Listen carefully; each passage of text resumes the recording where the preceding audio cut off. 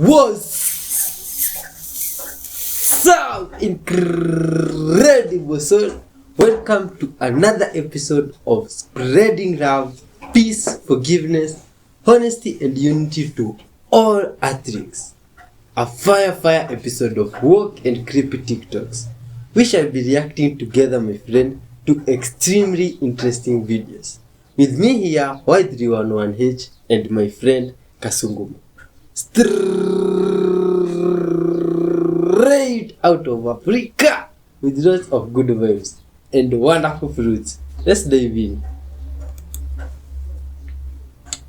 Hey, my God. And on the beginning here, my friends, we see something in the sea there. Looks like some giant snake. What is that? Madam, would you like some assistance? Are we having problems? Good? Okay. Ah. I have That a is question interesting. for all of you. Do you have a soul? Yes. No. What does he mean by that? Of course we have souls. No. You don't have a soul. You are a soul. So, this perspective can change a lot of things in the way that you experience physical reality because you're creating it. It's a projection of your consciousness. And here, fundamentally, is how you do this. Now imagine, if you will, that you are a soul, an orb of light. So picture this in your mind. You are this sphere, this orb of light. And within it, there are ripples of energy, patterns of energy. Just like dropping a pebble into the pond creates ripples. Imagine ripples in every direction inside this orb of energy, this orb of light. When a soul decides to have a physical experience, this is what happens.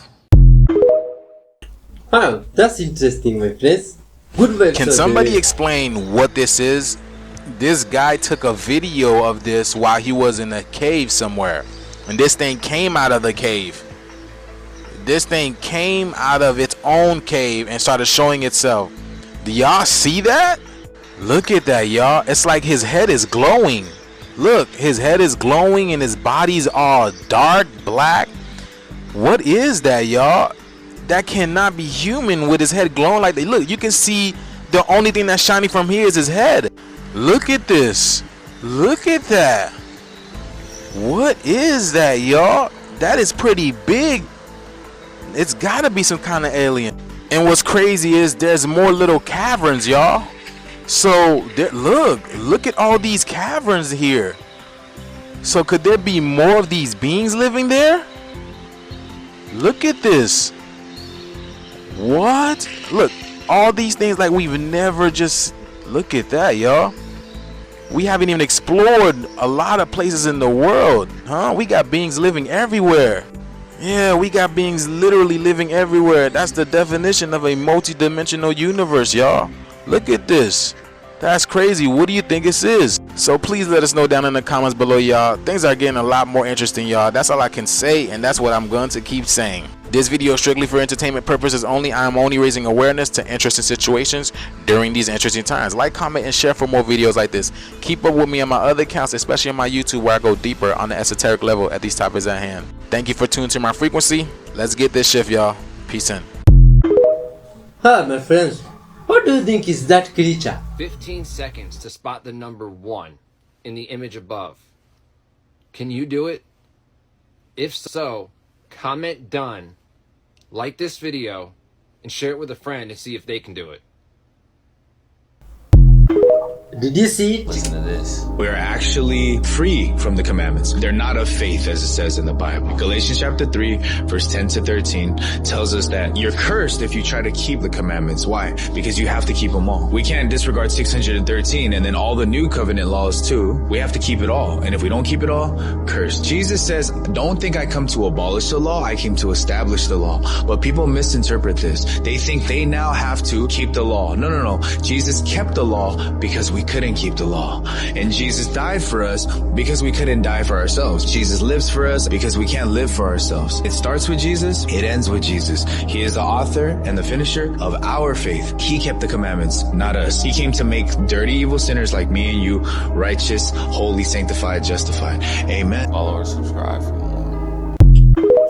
Oh, my friend, yeah, we believe in Jesus. I wish you The good guy asked vibes. me, is that body has a weight when you do levitation? I said, I don't know. I said, probably, because when you do levitation, you balance your body. And I said about video, I got video on YouTube where I walk on slackline, I jump on slackline, do some tricks, and after that I levitate from the ground to slackline, and you can see like slackline go down, and later I rising up and slackline again goes up.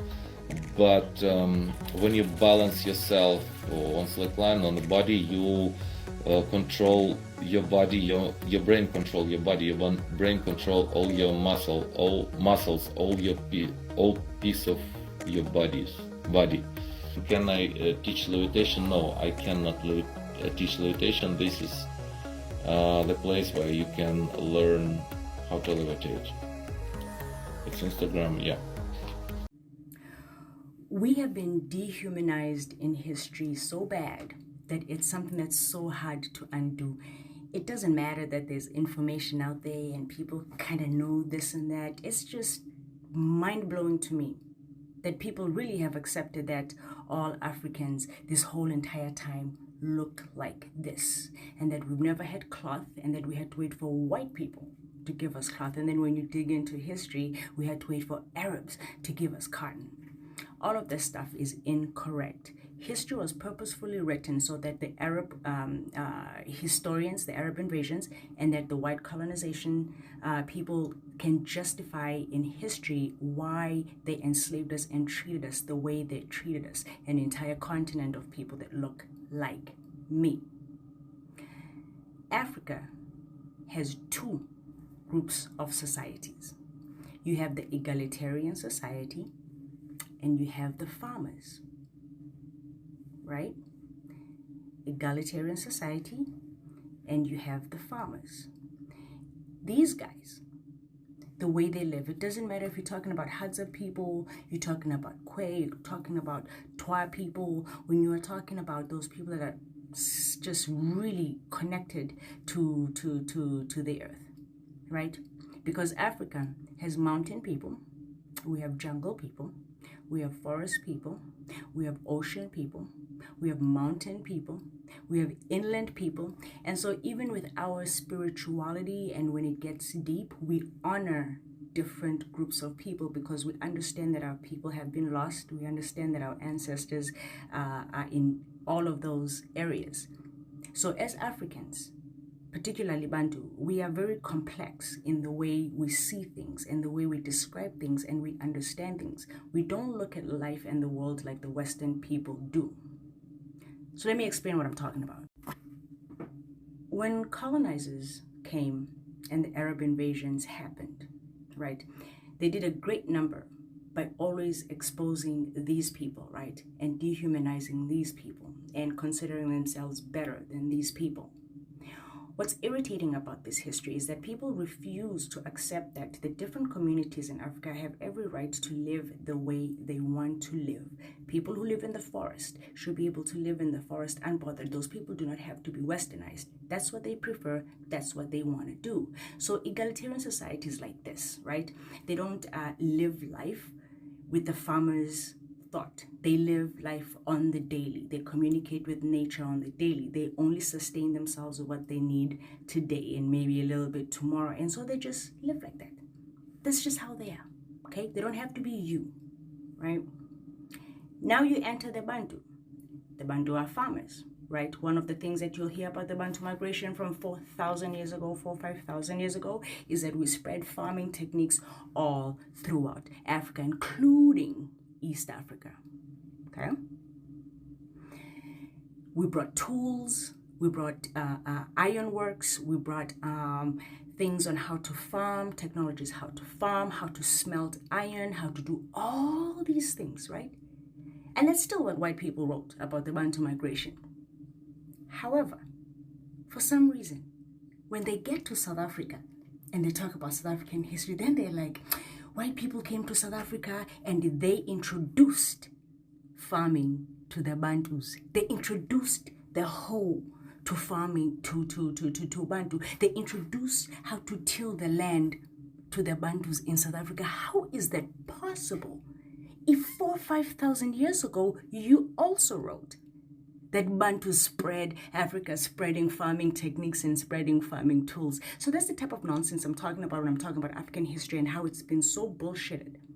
And so you have to do the extra work to separate this craziness, this one-sided view of Africa that the world has seen, okay?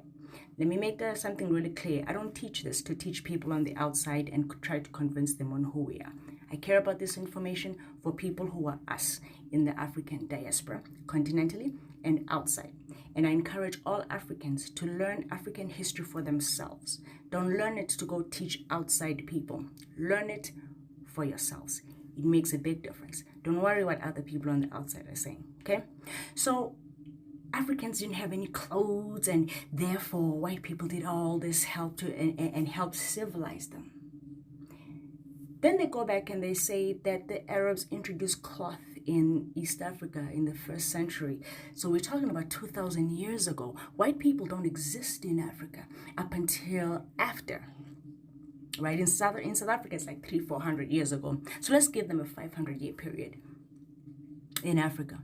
So if East Africa had a cotton industry, why did you continue writing books saying that all Africans don't have clothes?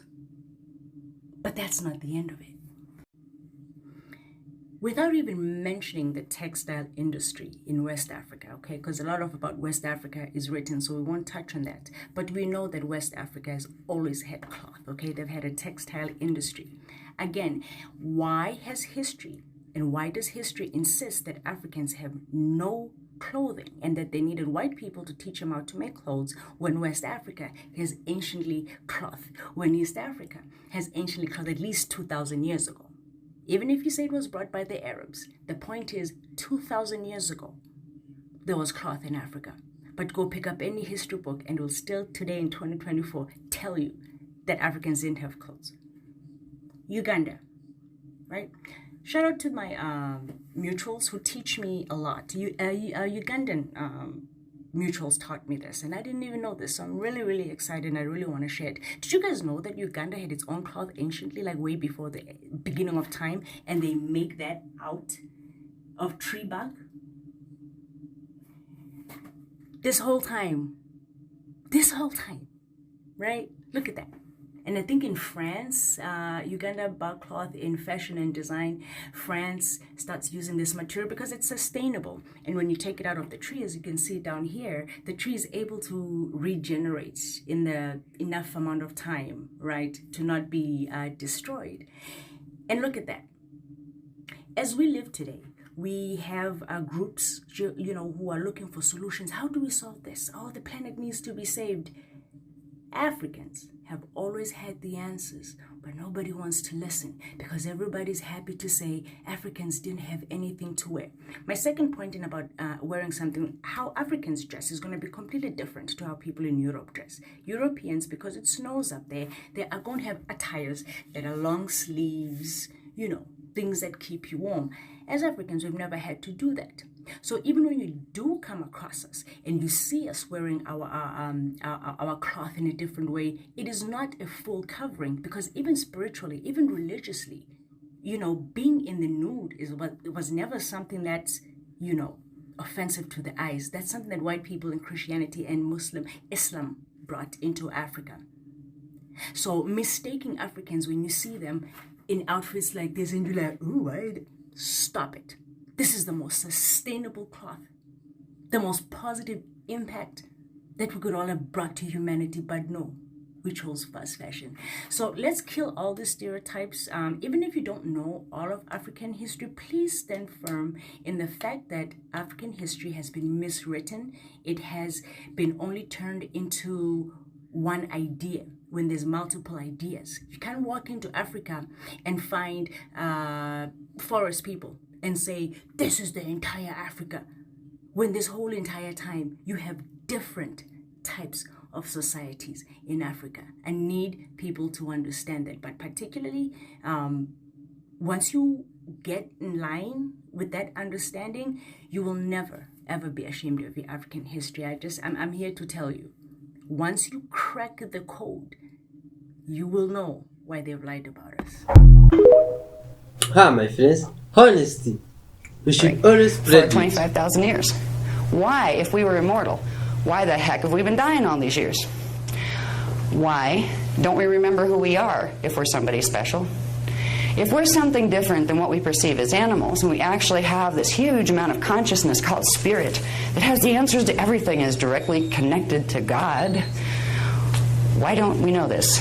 Why does it seem like something we wish for? Hope is there, but we have no evidence to really support. There are reasons why these things took place, and the reasons are huge. We're in the middle of a big, big drama right now on this planet. It's not a drama that started yesterday. It's a drama that started in a period of time that's known as the Atlantean period. Now, we hear legends of Atlantis coming up in our culture these days, and it's still a fictional place in terms of mainstream experts telling us what our past was. Mainstream experts base their interpretation of what they think our past was on records and bones that they found and guesses they've made as to what those might mean if you put them together in certain ways. Right now, our cultures are being fed through mainstream science. They're being fed partial facts and guesses as if they were absolute truth, as if they were proven, when in fact the assumptions that science frequently comes up with by looking at evidence, but not having any idea of what to compare it to, we're being taught assumptions as core truths, and we're learning to accept that.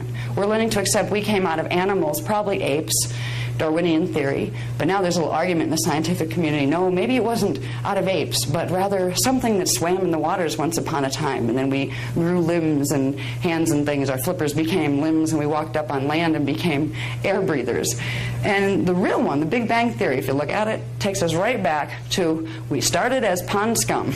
And somehow we managed to manifest ourselves in the water, then up on land, and here we are, the next generation of, must have been the progression through from pond scum to fish thing to ape thing into what we call human. If you look at the amount of stretch it takes in concepts to come up with that idea as your core truth, you can get some idea of what science is doing right now. There are reasons why science is doing what it's doing. Those reasons won't be identified in this particular course too much. It'll be in the next course, because that gets into something called Illuminati, which are a body of people on this planet that have been doing things with information for many thousands of years in order to control the large amounts of people in a negative way. We'll talk about Illuminati when we get into the Templar workshop, and we'll talk about a whole lot more.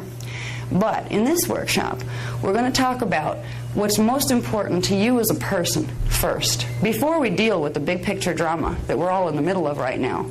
Because believe me, you'll want to know all this stuff before you find out what we're in the middle of right now, so it doesn't scare you to death.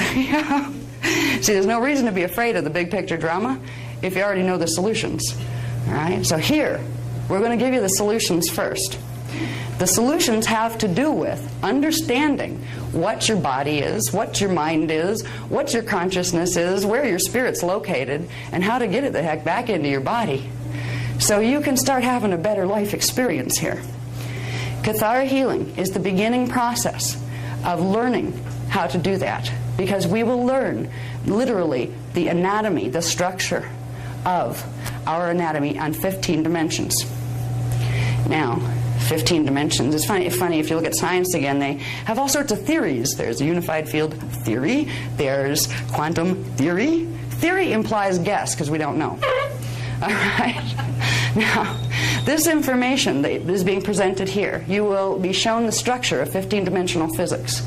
You will be shown the structures that exist within those structures that allow us to create what's called the hologram of matter. This is not a theory. Now, scientists would love to argue with me, I'm sure. Well, how do you know it's not a theory? Everything is a theory. No, it isn't. Fortunately, there are levels of reality.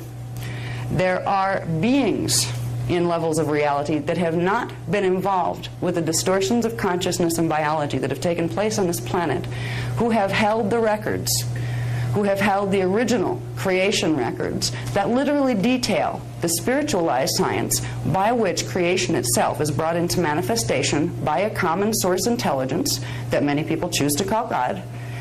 It's not a God that sits on a big throne and has a white beard and stuff. It's a consciousness. We were created in the image of God. That doesn't mean we're all men. That was a man twist. Humans created that one. We were created in the image of God as consciousness, as spirit, as awareized energy. Now, we're going to learn about the structure of how we as awareized energy got ourselves into this predicament of being stuck in a mortal body. We're going to learn 15-dimensional structure, and I will teach this to you as an absolute, not as a theory. Now, you have the absolute free will choice to take anything I say and consider it a theory, a guess, or a belief, as opposed to something that is known. But in my life and in my world, these things are known. So I teach with a lot of conviction, because I'm not teaching you guesses. I'm teaching you what I've known and found to be true. Part of the reason that, even though I was painfully shy all through my growing up stage, and I literally dropped out of college because I had a public speaking class as a requirement, and I got an A on my written speech, and it was my turn to go up and read it.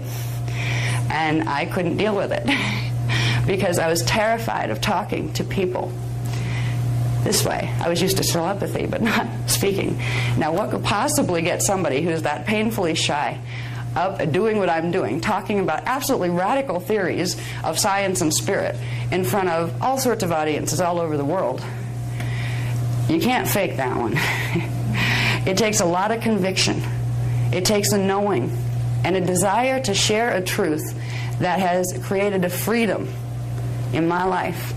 A freedom that, because I know these things, because I've been taught these things, and I have used the technologies, I have found levels of my own consciousness, got them back into body. I have learned to do things with my consciousness, and we're beginning to learn how to do them with our bodies, that are science fiction compared to what science tells you is possible.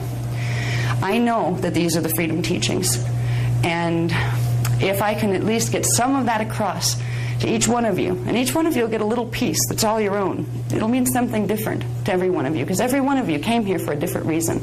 There's a need that brought every one of you here, a core need that you might not even know on a conscious level, but there was some piece of information that you were looking for that would be your next step to grab hold of, so you could start to make a difference and start to find your power again.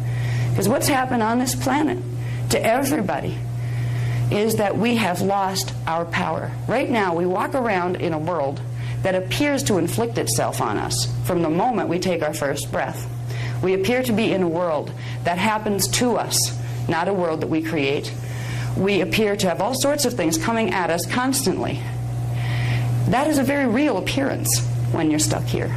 But when we start to realize the framework of reality that is creating this, when we start to realize this is a hologram field, what's that? It's a thought form field.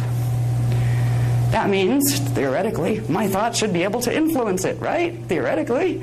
Well, they do. If your DNA imprint was working the way it was designed to work by its divine blueprint, by the original blueprint that Source created humans to be, you would be able to literally manifest everything directly into matter with no problem at all. There are a lot of ascension teachings out there these days in the New Age movement. They will teach you it's all mind over matter. Just believe this or believe that, and poof, so it will be. Well, it's like there's a lot of poofs happening out there, but people are still sitting in their chairs. Nobody's demanifested yet. Nobody's been able to manifest a house like that right before them when they only have 2 pennies in their pocket. There's a lot of promises being made in the New Age movement with what we call partial and or false ascension teachings that are teaching you part of the mechanics of the way the mind is indeed supposed to be able to, as a spirit, create what it desires in matter. But what is not being taught is what is stopping that process from working functionally and effectively, where each one of us could not worry about life because we'd be able to manifest what we desire. We can use positive thinking. We can use affirmations. I am this now. I am whole now. I am demanifesting now. I'm still here. That is the beginning, learning to use the mental body more effectively. But if it were that simple, you would demanifest now once you gave the command. The reason the commands don't jump into immediate action in our 3D world is because there's a distortion taking place between our mind thought patterns and we as spirit desiring to do something, and the chemical realities in the body and the energy realities behind them. There are distortions taking place in the templates that are taking what our intention is and doing things to it, and it comes out to be something different in the hologram. Wonderful sauce, my friends. It has been a pleasure being with you up to this far. Lots of love to yourself for that, my friend. I've been Y311H, and I really love you for that gesture. Always hit the like button and help us in spreading love. Till next time, my friend, I wish you peace and good vibes from wherever you are. Bye bye. Peace be with you, my friend.